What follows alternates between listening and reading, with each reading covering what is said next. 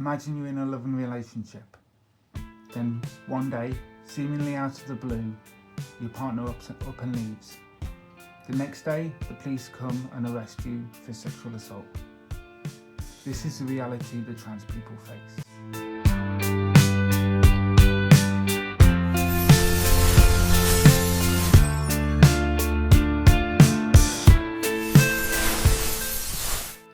Okay, well, welcome. Hello. Bit of a sad, bit of a depressing news story.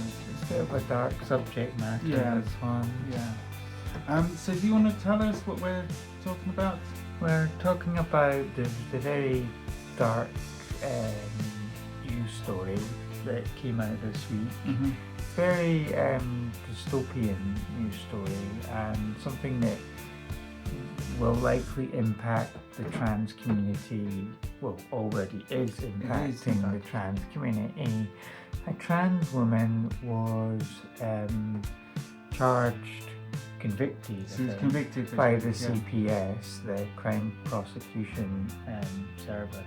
I think is what it stands for. Basically, the they're the people who bring the cases in. And she was prosecuted for not revealing that she was a trans woman. So before engaging in sexual activity with a cis man, before having sex with a cis man, and this is alarming for many reasons. The biggest reason is that it makes it dangerous for trans women to have sex with anyone. Or trans men. I mean, or trans men too. Yeah, it's like trans women and trans men are affected by this. I mean, and non-binary too, to an extent. Yeah.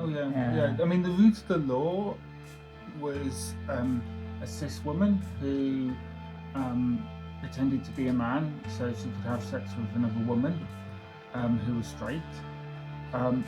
And so in that respect, I mean, that's fair, because I mean, she wasn't that's how this whole sex by deception came about. Yeah, she wasn't trans. She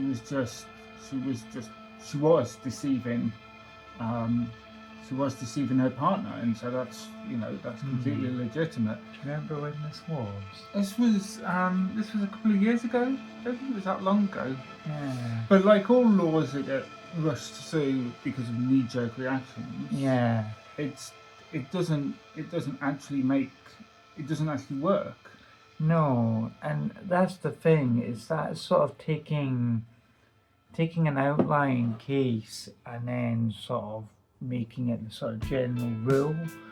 And unfortunately, because of all the attacks on trans people, it's now become something that's weaponized against trans people in this case, because it's another one when trans folks take something existing in law and they exploit it for a nefarious purpose, as a means of either attacking a trans woman that they've taken offence at, or a trans person that they've taken offence at, and or it's used in other cases, it's used as a way of justifying violence against a trans person.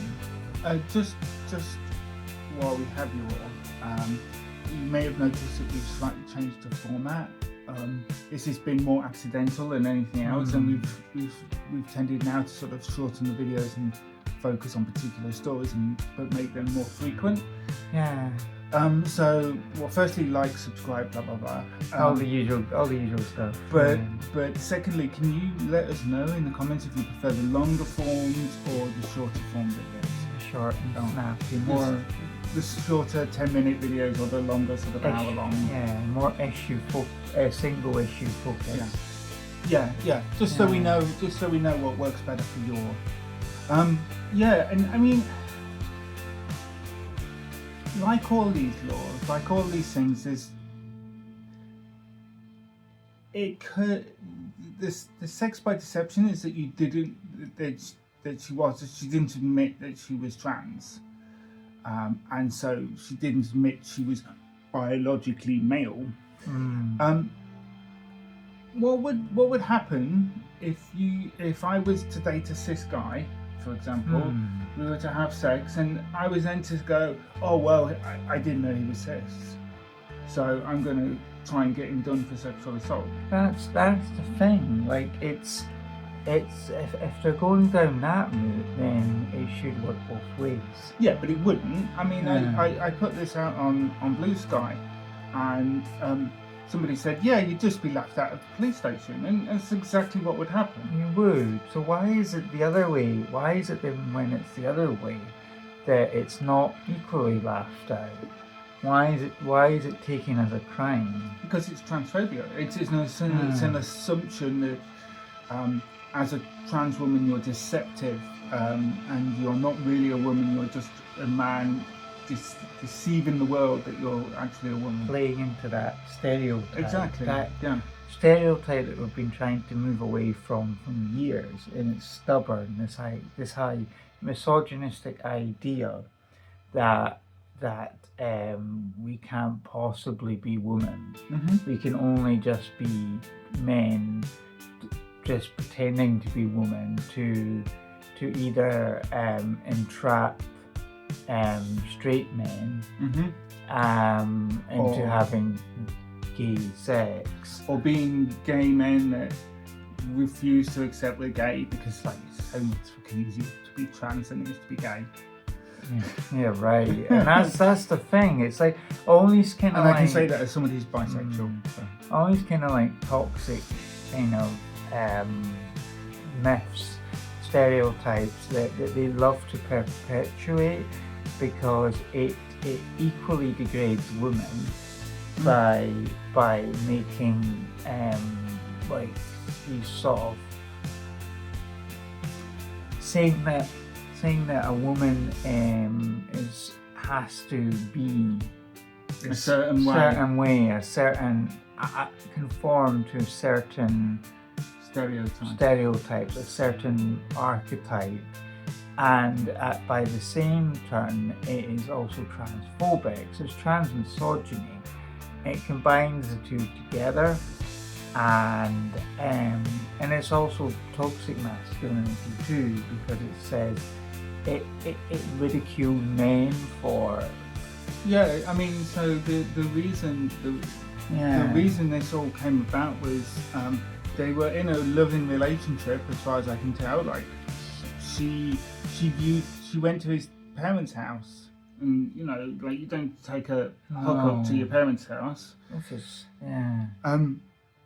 And it was only when his friends found out that she was trans and took the mick out of him for dating a trans woman that he then was like, oh, this is disgusting, and accused her of sexual assault or sex by deception. Well, if we go back a year or 2 years now, I can't remember, but there was a girl who was brutally attacked down south in England, somewhere south of England, and a lot of the terrorists transphobes were trying to get the teenagers off the crime of attacking this trans girl, because they were using that same defense about when the teenage boy who had sex with the trans girl was told by his mates that she was trans, it all turned nasty, and that's when they decided to attack her. And they were using this kind of defense again, this kind of trans panic defense, as a way of trying to get out of the responsibility of their crime. It's exactly. I mean, we've not moved on since the 80s. I mean, we're doing all the purple lighting and the gay panic defense. Well, it's like the whole plot of Boys Don't Cry is that he was a trans man, and they found out that he was trans, and so they beat him up and sexually horrible. assaulted him, and yeah, it was disgusting. And why are we still not? It's like we're normalizing this abuse, and that's what it is. It's abuse of trans people. It's state-sponsored transphobia. Yeah, and now this is really scary because we've got this from the Crown Prosecution Service, and we've got the stuff about what's going to be mandated in schools, the statutory new guidance for schools is coming out in a year or so, and then we've got the HRC guidance coming out. So all of this is painting this horrible picture that being trans is not entirely legal anymore in the UK. Being trans is not normal. It's like it's not a normal part of society, the variety of humanity that exists. Yeah, they're trying to ban us out. They're trying to prevent us from existing. They're trying to ban us from single-sex spaces. They're trying to ban us from having sex with supposedly normal. Well, technically anybody. Yeah. But I would be surprised if a trans person attacked. Well, I don't know. Saying that, Brianna Wu would very much blame the other trans. Would very much have a go at the other trans person for clicks and likes. Oh yeah.